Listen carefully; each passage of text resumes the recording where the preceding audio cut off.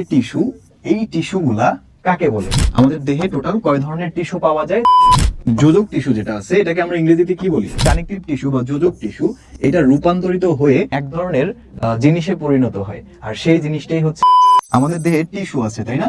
এই যে টিস্যু, এই টিস্যুগুলা কাকে বলে? এই টিস্যু হচ্ছে অনেকগুলা কোষের সমষ্টি বা অনেকগুলা কোষ একত্রে মিলিত হয়ে টিস্যু গঠন করে।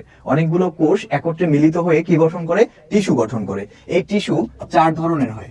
আমাদের দেহে টোটাল কয় ধরনের টিস্যু পাওয়া যায়? 4 ধরনের টিস্যু পাওয়া যায়। একটা হচ্ছে আবরণী টিস্যু, আর একটা হচ্ছে যোজক টিস্যু, তারপরে হচ্ছে স্নায়ু টিস্যু এবং পেশি টিস্যু। ঠিক আছে, এই যে টিস্যুগুলা, সেই টিস্যুগুলা মিলে আমাদের দেহ গঠন হয়।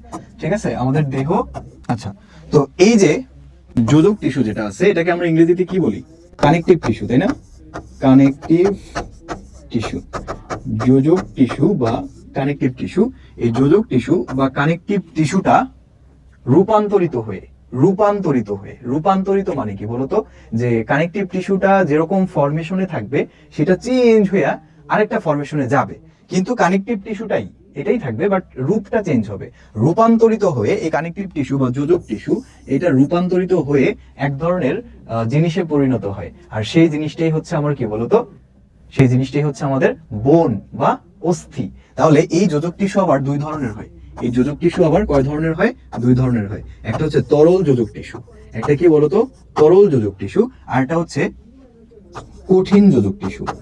তরল আর এটা কি? শক্ত মানে একটা লিকুইডস, আর এটা হচ্ছে সলিডস। তাহলে এই যে তরল যোজক টিস্যু, এই তরল যোজক টিস্যুটাকে আমরা বলি হচ্ছে রক্ত। এই তরল যোজক টিস্যুটাকে আমরা কি বলি? রক্ত বা ব্লাড বলি। আর এই যে কঠিন বা শক্ত যে যোজক টিস্যু যেটা রূপান্তরিত হয় বা পরিবর্তিত হয়, সেই রূপান্তরিত যোজক টিস্যুটাই হচ্ছে অস্থি। এই রূপান্তরিত যোজক টিস্যুর নামটাই হচ্ছে অস্থি। তাহলে অস্থি জিনিসটা কি বুঝতে পেরেছো তো? অস্থি বা হাড়, এই অস্থি বা হাড় হচ্ছে আমাদের রূপান্তরিত যোজক টিস্যু। এটা কি একটা রূপান্তরিত যোজক টিস্যু বা কঠিন যোজক টিস্যু, এক কথায় কঠিন যোজক টিস্যু।